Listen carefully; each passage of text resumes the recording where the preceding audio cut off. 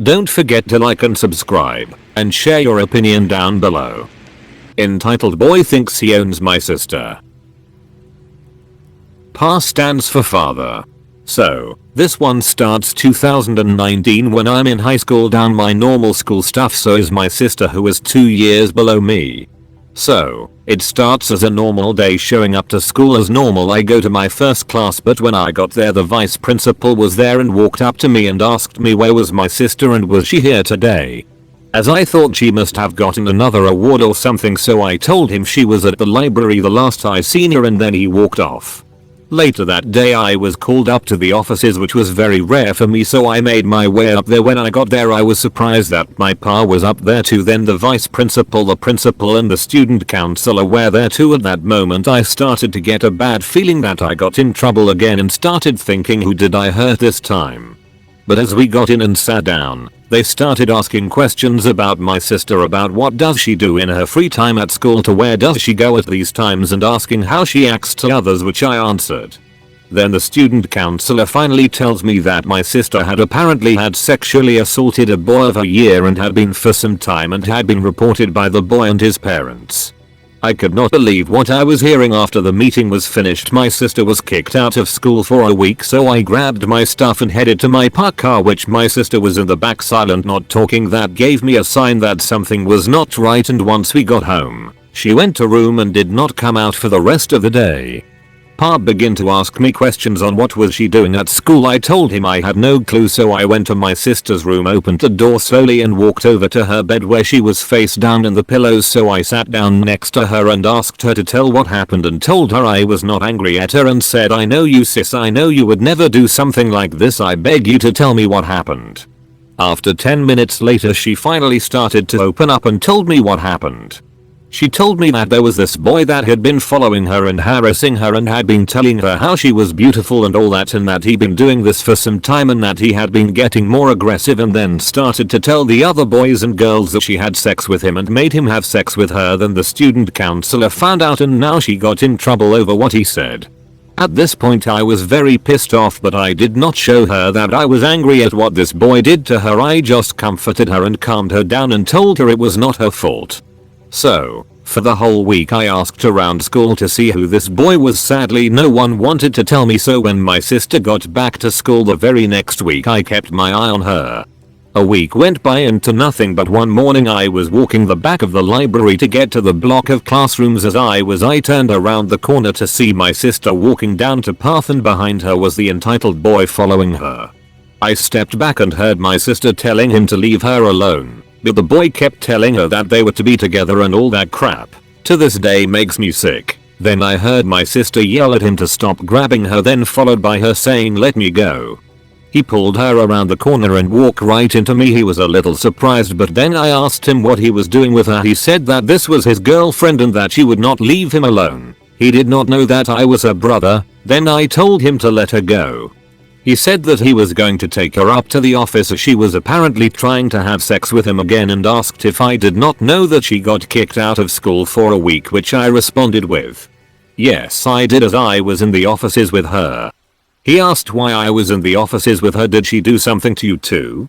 No, I was up there because she my sister, you dirty F% $head. At this point he realized who I was and turned around to go the other way to the office, still pulling my sister, so I grabbed him and pulled his hand off her, which he tried to hit me in response. Yay, he hit me and gave me a black eye. In response to that I grabbed him by his left shoulder and repeatedly punched him in the face. My sister stopped me from hurting him too bad, but I dragged him up to the office and into the principal office and made him tell the truth on what he'd done to my sister. But my sister came in saying she had recorded what happened and showed the principal. After some time and some talking, the principal apologized to my sister about punishing her. As for the entitled boy, he got expelled for good, and sadly for me I got detention for the term, so I had no more free time. But the teacher who had me for detention was my woodwork teacher, and since we were friends he let my friends see me, and my sister would show up every lunch to talk to me to keep me company. But it's 2021 and all that's in the past, and no one ever tries to hurt or harass my sister as they were scared what I would do to them.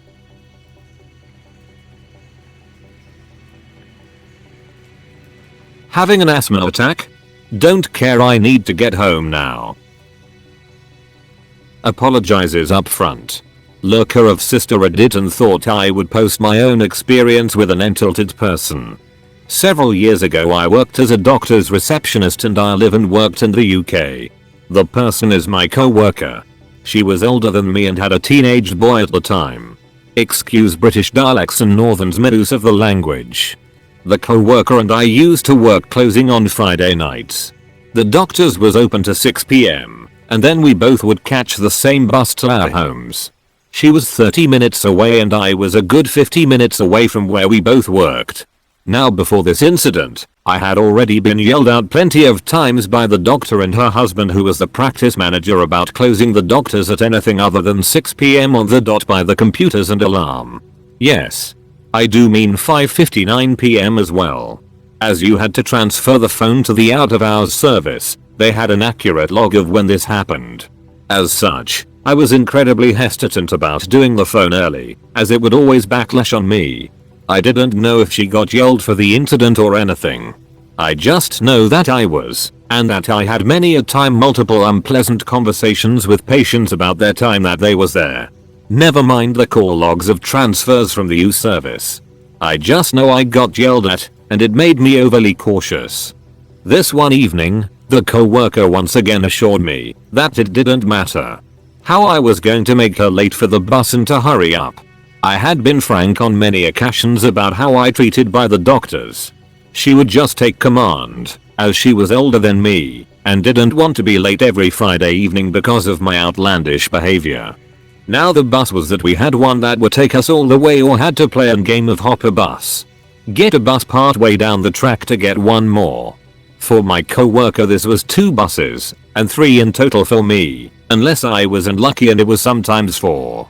The reason was that there was a 30-minute gap between the direct buses and the gap could be less using the hopper bus method. It wasn't always successful, sometimes you did end up getting on the second direct bus just further down the line. To our dismay, the bus that was the direct came and went by the time we got to the bus stop. So now the hopper bus started. We got down the road and have to cross over an Tesco car park. As we were crossing something odd started to happen. I started coughing. Now I'm a fat woman and she started to speed up, saying how I was going to make her late for her teenage son, and that she couldn't make him eat dinner any more late than normal. The coughing got worse, and then I had to stop. I just couldn't breathe. The minute I got my breath I would be coughing again, scrambling for air. Tears in my eyes, as I was scared and zero idea what the hell was going on. I looked to her for help. She gave me a look and then said that I was going to make her late and then walked off, crossing over the rest of the car park, and then to sit on the bench at the bus stop. No mobile phone, no call, no nothing. She just sat there and stared at me from across the way. I was confused, but I thought naively that she was just trying to get me to move to the bench. A stranger came up and asked if I was okay.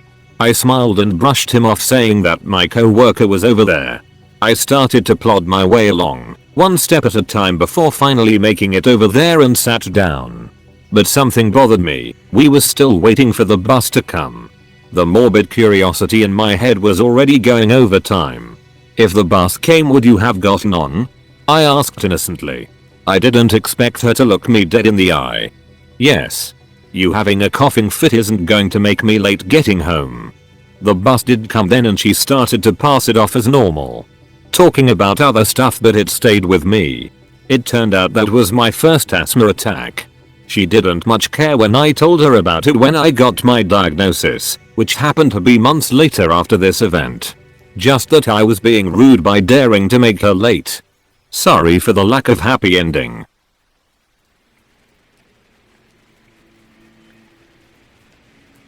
Turning down other people's offers isn't going to help you in auction. I'm on mobile, so sorry about any goof ups anywhere when it comes to grammar. Or even the accursed auto cucumber. I mean autocorrect. Crap baskets. On to the story. To start, I'm from a farming family, as well as the youngest of 5. It's obvious that I grew up as a farmhand, as did all my elder siblings.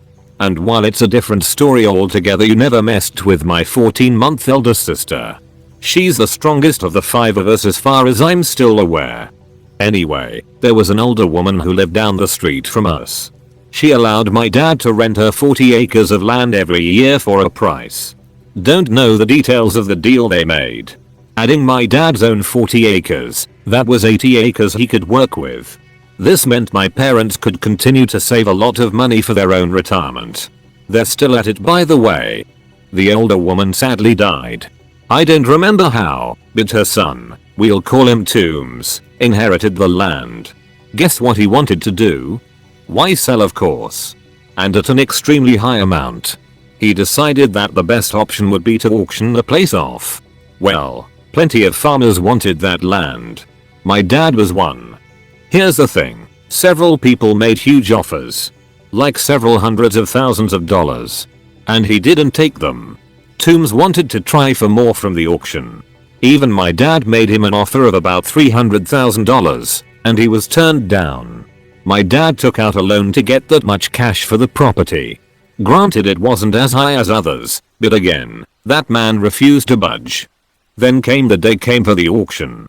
My dad looks around and all the people that could have and would have outbid him aren't even there.